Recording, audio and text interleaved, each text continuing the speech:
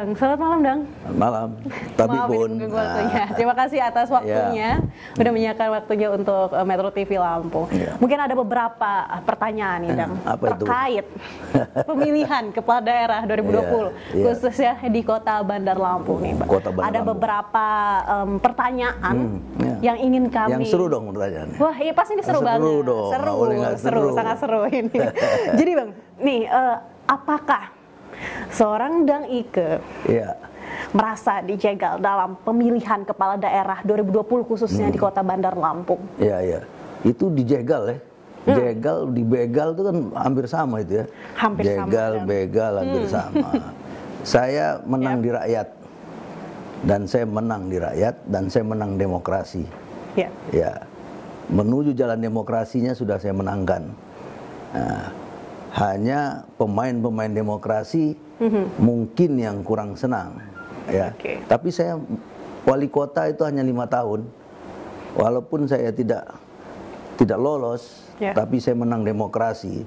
Demokrasi itu bisa 1 generasi, bisa 100 tahun, gitu. Jadi pemain-pemain demokrasi, pemain-pemain pemilu pilkada ini, pelaku-pelaku penyelenggara pilkada ini harus melihat bukan menang 1 periode, bukan jabatan wali kota yang paling penting itu, tapi proses mencari orang menjadi wali kota, proses orang menjalankan demokrasi kedaulatan rakyat itu yang paling penting, dan saya sudah jalankan itu. Jadi abang sebenarnya sudah menjalankan itu semua? Sudah saya jalankan semua. Nggak tahu ada yang begal, menjegal ya. Orang yang nggak lihat itu, tapi yang begal itu pasti ada kan, gitu. Pasti ada. Kan udah lolos gimana?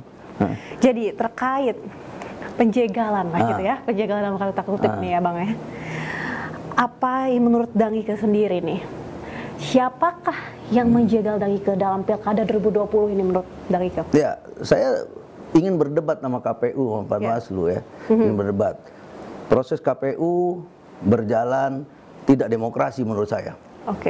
Kalau mereka mau berpendapat, diskusi sama saya. Saya sengaja ngajak mereka kalau mau diskusi sama saya. Yang kedua, Panwaslu tidak menjalankan tugasnya dengan sempurna ya, dengan tidak sempurna ya.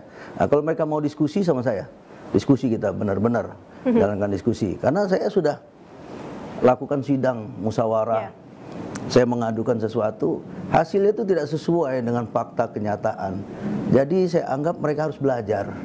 Harus belajar lagi bagaimana jadi hakim, bagaimana jadi penyidik, itu memang harus belajar. Bagaimana menjadi orang untuk mediasi, itu harus belajar. Mereka ya saya anggap memang umur juga lebih tua saya, pengalaman bekerjanya juga mungkin pengalaman saya ya. Jadi cara mereka mediasi, cara mereka memimpin sidang musyawarah, belum apa-apa. Kalau bisa mereka ditatar dulu, ditatar. Kalau mereka penyelenggara pemilu itu orang yang akan melaksanakan demokrasi, bukan 5 tahun, 100 tahun. 2-3 generasi harus bisa merasakan hasil demokrasi. Tapi kalau masih begini-begini saja, ya hasilnya nanti kita begini-gini juga, terus nggak berubah-ubah. Saya khawatir Bandar Lampung masih di urutan ke nomor 20, nanti nomor 30. Padahal Bandar Lampung dan Lampung itu luar biasa, ya, bumi yang luar biasa. Sebenarnya tinggal dikelola yang baik, gitu. Tadi menarik sekali Dang Ike membicarakan bahwa untuk sidang yang sudah dilakukan, apakah menurut Dang Ike ini hasilnya ini sebenarnya hasilnya nihil atau seperti apa? Nggak bagus. Pertama, saya bawa bukti, mereka nggak bawa bukti. Saya bawa saksi orang hidup, bukan orang mati, orang hidup. 100-an saya bawa, ya kan? Sudah itu kan harusnya yang nggak bawa bukti kalah, yang bawa saksi kalah dong. Berarti dalil saya benar. Nah, tapi saya dikalahin. Nah, ini artinya apa? Berarti tidak menjalankan tugasnya dengan bagus yang begini. Kan dalam sidang kan di monitor lewat Facebook ya, apa gitu. Kan orang bisa lihat tuh. Kalau bagi saya memalukan sidang begitu, itu memalukan. Kan kita berhadapan di depan pengadilan nih. Contoh ini misalnya pengadilan. Kita kan ditanya bukti. Pihak satu tanya bukti. Nah, saya yang punya bukti, dia nggak punya bukti. Gitu. Lah kalau sidang harusnya kan saya hadir dengan saksi-saksi sampai ratusan, dia nggak ada. Loh kok bisa saya dikalahkan? Ini yang saya bilang, mari diskusi sama saya atau belajar sama saya, gitu.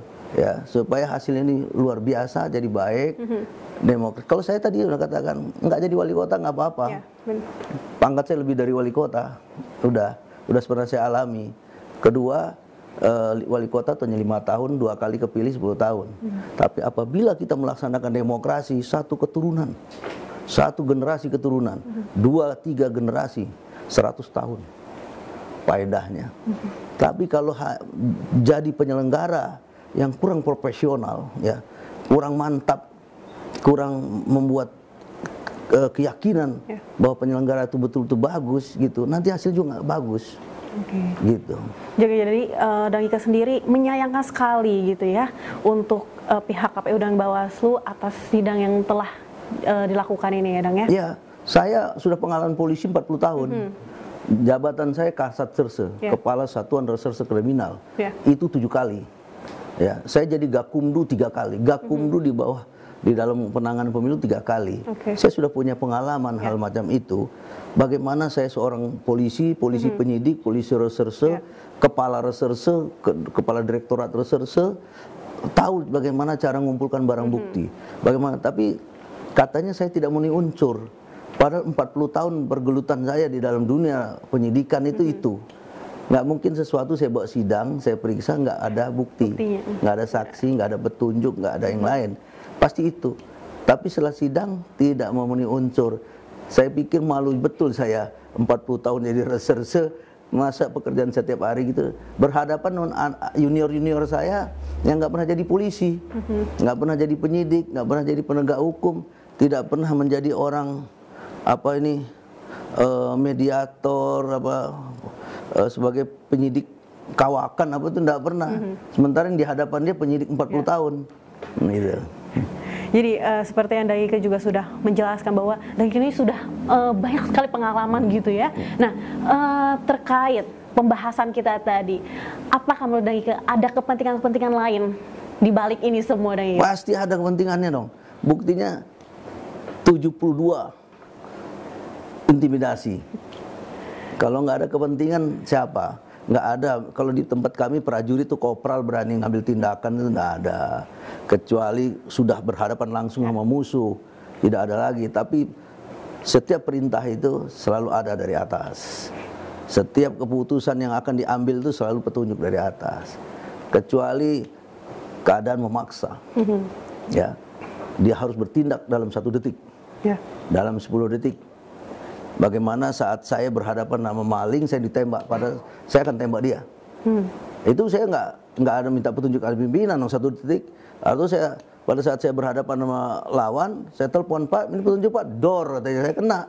Nah, jadi yang kayak gitu yang tidak ada. Nah, tapi kalau macam-macam kayak kita gini-gini, itu ada petunjuknya pasti. Nggak mungkin berani kopral begitu. Itu artinya, ya kan, nggak berani tamtama melakukan itu, sersan melakukan itu. Perwira saja harus ada perwira yang pegang jabatan, gitu. Jadi intimidasi, pengancaman, turut sertanya PNS, ya, banyak kepala-kepala RT RW ikut di dalam ini. Tidak ada kenetralan, tidak ada kemandirian. Kalau udah begini, tentu hasilnya nanti siapa? Jangan sampai hasilnya orang-orang karbitan. Kalau buah dikarbit beda sama buah yang matang dengan pengalamannya dari kecil dia matang. Dibanding yang dikarbit, didukung, didukung uang mungkin, didukung apa, didukung sembako mungkin apa gitu. Nanti pemimpin itu enggak benar. Gitu. Apakah itu yang mau diharapkan? Apakah itu yang terus-menerus saja begini nih kejadian seperti ini? Ayo dong berubah. Udah kurang-kurangilah dosa itu, udah makin tua ini.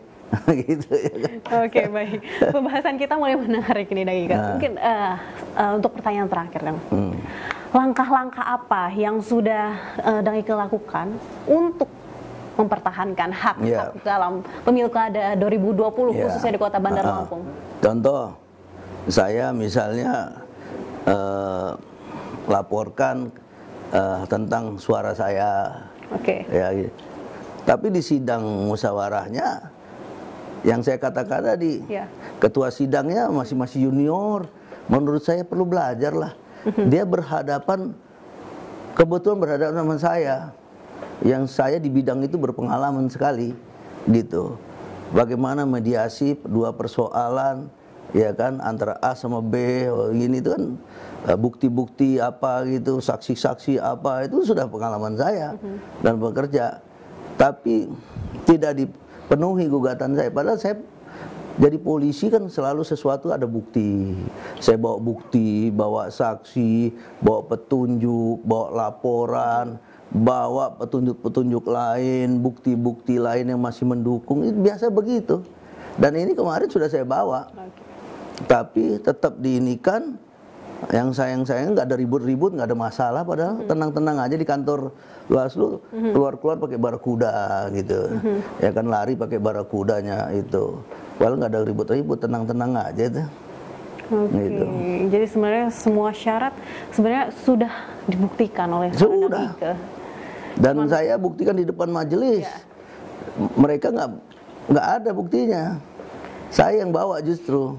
Jadi artinya dalam sidang tuh dalil saya nggak dibantah, ya, tapi tetap tidak dimenangkan, ditolak semua. Ya itulah kejadian.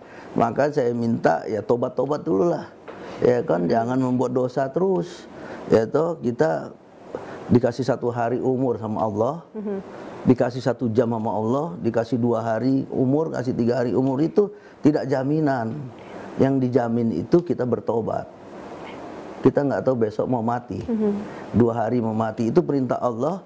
Walaupun umur kamu saya kasih 3 tahun, 4 tahun lagi, 10 tahun, 15 tahun lagi, 20 tahun, tapi 1 hari jaminan kita apa? Apa tahu kita besok pagi sudah nggak ada? Yang bisa menjamin kita itu kita bertobat, kita beribadah. Siapa tahu benar-benar panggilan Tuhan jatuh besok pagi, tidak 20 tahun lagi.